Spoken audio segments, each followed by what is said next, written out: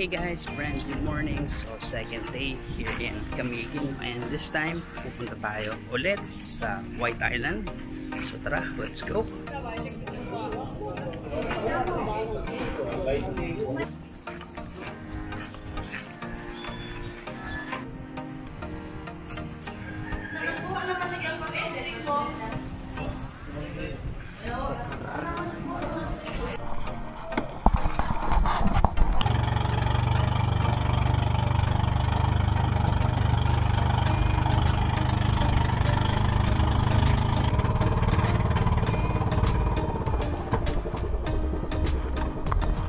Yobi, welcome to White Island.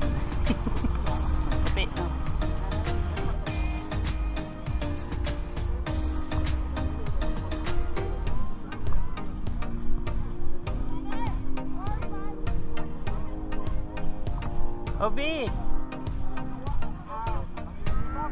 Obi! Dun sa dulo.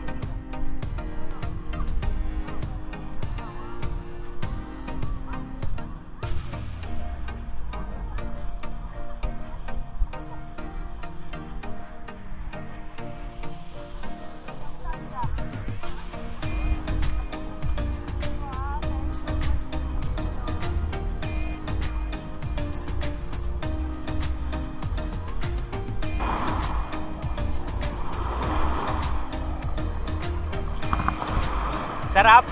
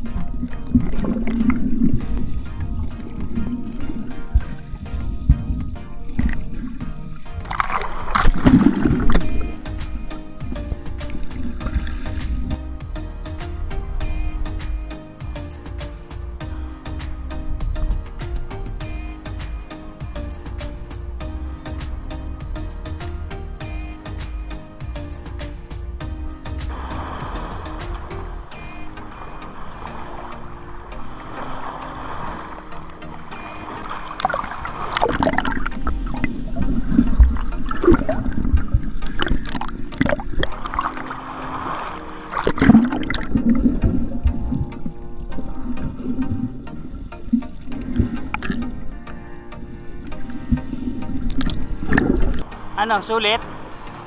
Tara. Ano?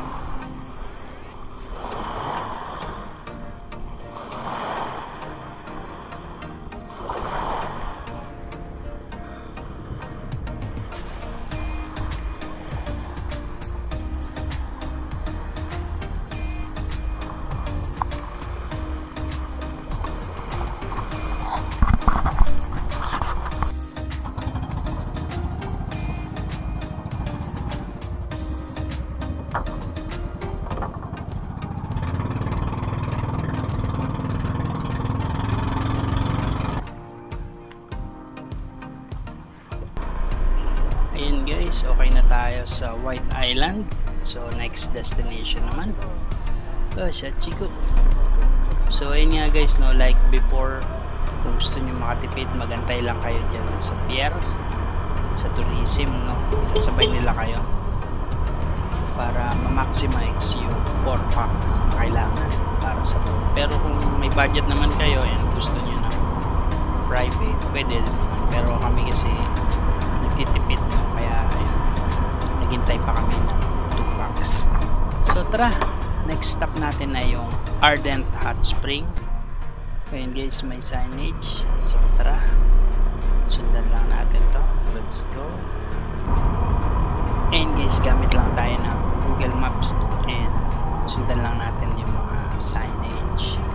So ayun, last time hindi ko to napuntahan, kaya ngayon nasa San Chico. So yun, reminder, slow down, no, para sa mga animals. And then nga, hindi ko to napuntahan last time, kaya puro bago din yung mga pinupuntahan natin, like Turasoda kahapon, no? And ito nga, Ardent Hot Spring this time. Hindi ko na visit last 2023. So yun, ang ganda ng daanan, tahimik lang. lang hanggang marating natin yung hot spring. siya, Chico. Good. Ay, dyan pa talaga kayo sa gitna. So yun nga guys, no, reminder, slow down para sa mga animals. And finally guys, ito na siya. Reset, Chico ulit. So ayan, hanap lang tayo ng parkingan natin. Then, pasok na tayo. And dito na lang sa may mga motor.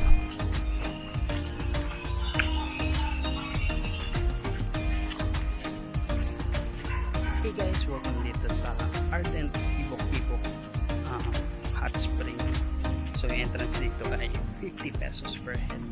Tara explore natin yan. Siyempre maliligo tayo. Let's go. And guys, mga CR. Yan, wala masyadong tourist kahit weekend niya yan. So tara, punta tayo dun sa pinaka paliguan. So ito na guys, dito na tayo sa pool area.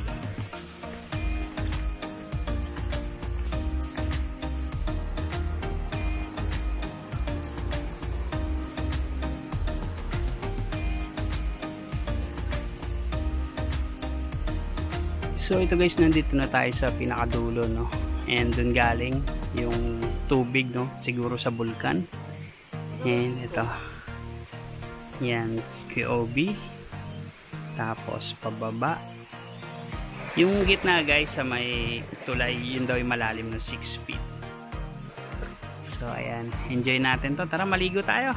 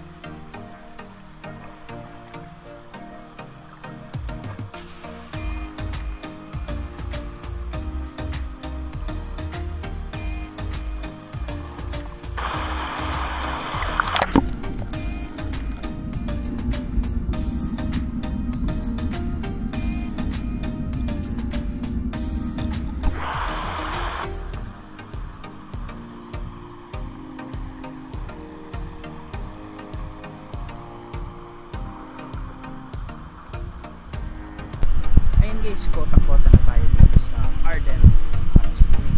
So hindi lang siya ganun ka-init, no? So maligam-gam lang, pero okay na rin. So tara na, let's go.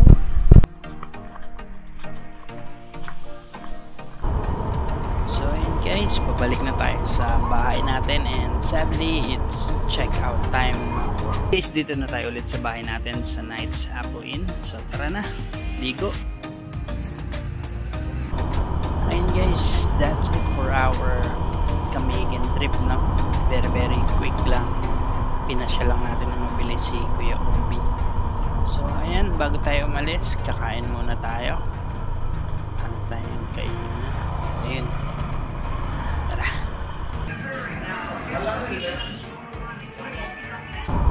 Ayan guys, busog na.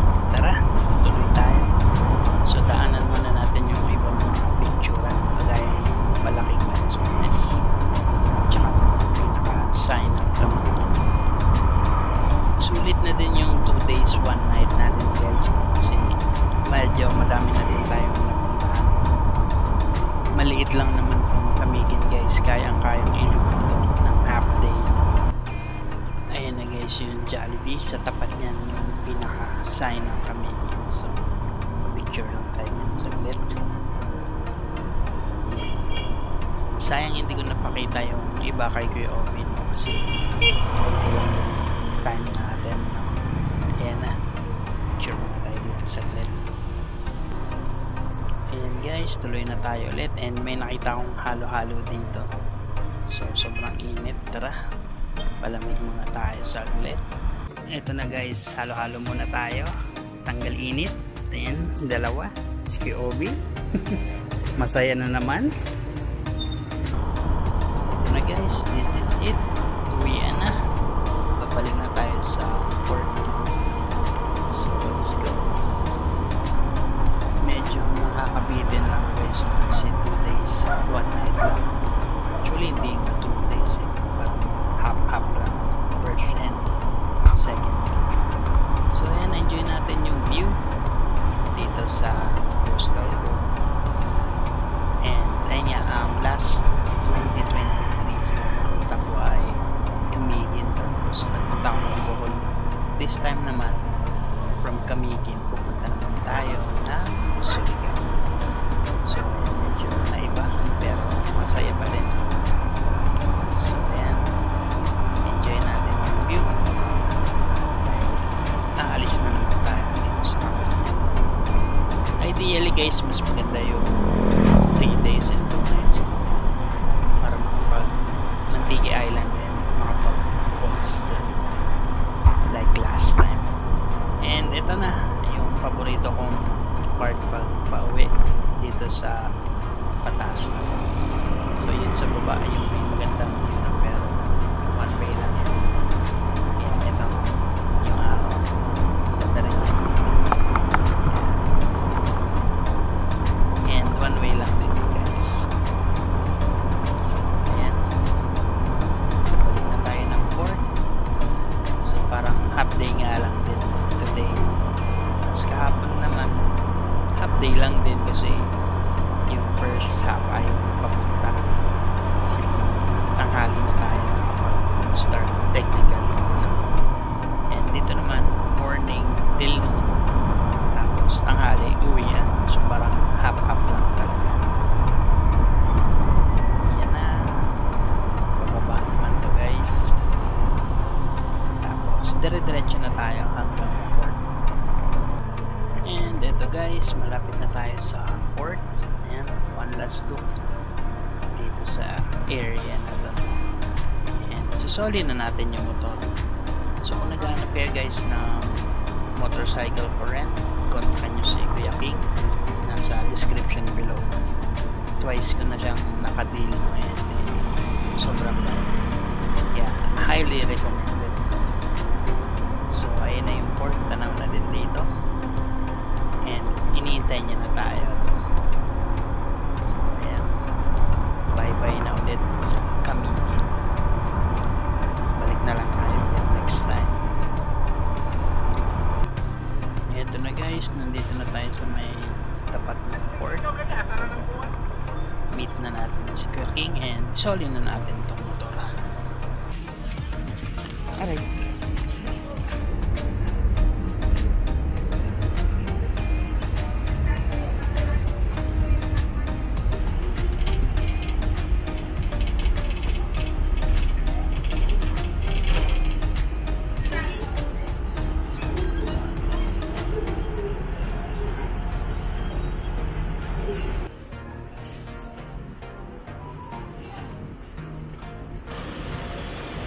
Hehe.